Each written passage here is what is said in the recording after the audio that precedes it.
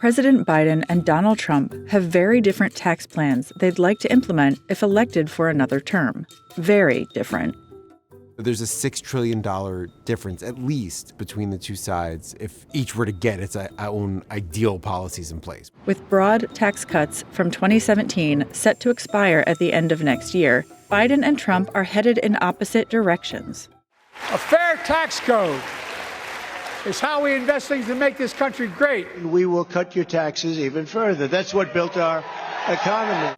Here's what's in that $6 trillion chasm and the difficulties with turning those plans into law. This is the bill right here, and we're very proud of it.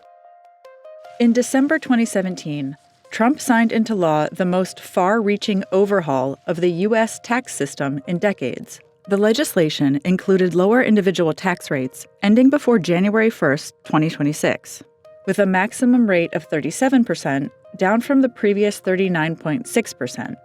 Standard deduction increased. Child tax credit doubled. And the corporate tax rate was permanently slashed to 21%, its lowest point since 1939. The goal was to try to spur investment, to give businesses more deductions, lower rates, lower taxes on their profits so they'd be more incentivized to make profits, to give people more money in their pockets so they would spend more money. But the sweeping cuts also drew criticism. The president is part of the top 1%, and the bill is aimed to help the top 1%. If Congress does nothing, those individual tax cuts will expire at the end of 2025. And the government estimates that the national revenue would follow this line. Neither Biden nor Trump wants that to happen. Trump's plan would bring in less money than the revenue baseline. Biden's plan would collect more. The two agree on extending tax cuts for households that make under $400,000 a year. But there is a major difference in how they would tax big corporations and people at the highest income levels. I will make the Trump tax cuts permanent. They expire in a year. And we will cut your taxes even more than that. Trump's approach to taxes is to try to lower them. Trump and Republicans really believe that low tax rates are incredibly important for the economy. Extending those tax cuts would cost the government up to $4 trillion over the next decade. For example, keeping the reduced rates and wider tax brackets for ordinary income would cost some $2 trillion, and the expanded standard deduction would reduce federal revenue by over $900 billion. There's been some back and forth among Republicans about exactly how comfortable they are with further increases in the deficit because of tax cuts. In the 2017 law, not everyone got a tax cut. There were things that raised money to help offset the changes they made. But in general, they weren't trying to keep things deficit neutral. They were willing to increase deficits in order to cut taxes. And that's a choice they'll have to make again. On the other side of the divide, Biden wants not only to pay for the rate cuts he'd like to keep, but also bring in additional revenue. Getting that done would not be easy. He wants to extend the tax cuts for people making under $400,000. So it's a couple $1 trillion, not the full $4 trillion, but a good chunk of that to keep those tax cuts going for most people. Beyond that, Biden says he'll increase taxes in other areas to bring in more money for the government. If you want to make or can make a million or millions of bucks, that's great. Just pay your fair share in taxes. Fairness is in the eye of the beholder when it comes to taxes. His idea is basically that high-income people and corporations should pay more, and that money should go largely for new programs and for reducing deficit. Biden hasn't laid out exactly where all of this money would come from, but he has outlined what would be some key revenue sources, including raising the corporate tax from 21% to 28%. The Treasury estimates that alone would garner some $1.3 trillion for the government over 10 years. He has also proposed taxes on individuals at the top, like an increased Medicare tax, revamping capital income taxes, and imposing a 25% minimum tax on the super rich. That set of changes would raise more than $1.8 trillion. Overall, Biden wants to cover the $4 trillion for continued tax cuts and raise taxes by more than $2 trillion on top of that. But there's a catch. A lot of the tax increases that Biden is running on are ones that he ran on in 2020 or has proposed during his first term. Democrats controlled the House, the Senate, and the White House for 2021 and 2022, And very few of the tax increases they wanted got through.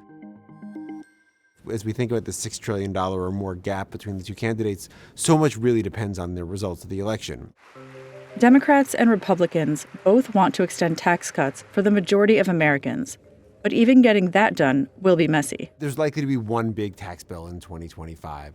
And so even if there's a point of agreement on what happens for the bulk of people, the revenue consequences, the distributional consequences, the political consequences are all tied to what happens to corporations and high-income people. People making under $400,000 should feel somewhat confident that their tax cuts will get extended because both parties want to do it, but it will be just inextricably linked to what happens broadly with all the pieces of the tax cuts that are contentious.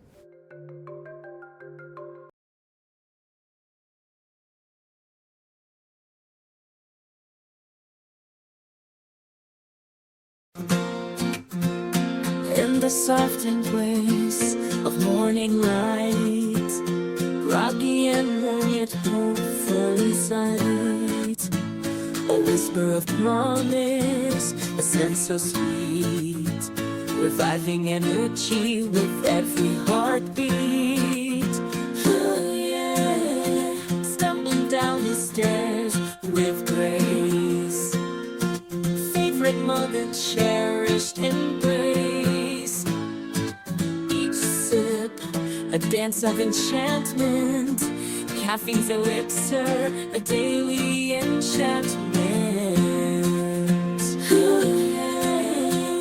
Coffee in the morning, my lifeline, guiding through life's chaotic design, finding every sip of morning zest.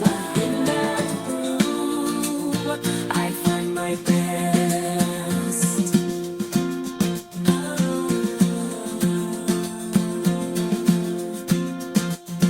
The morning sun, a gentle caress, bathing the world in warmth no less. A symphony of flavors in every pore, awakening senses, a ritual to adore. The kitchen hums a quiet tune as dreams unfold not too soon. Pouring the elixir, stories take flight. In the world of coffee, my spirit aligns. I'm cradled, a vessel of tales. Each sip, a dialogue as morning unveils. Bitterness, a new world of tales. As the day unfolds, a caffeinated tale in morning symphony, where moments prevail. Coffee, my companion in the sunrise quest, in the ritual of morning, my eternal zest. The world awakens, a canvas so bright, in the palette of dawn, a captivating sight, a dance of flavors, a morning trend.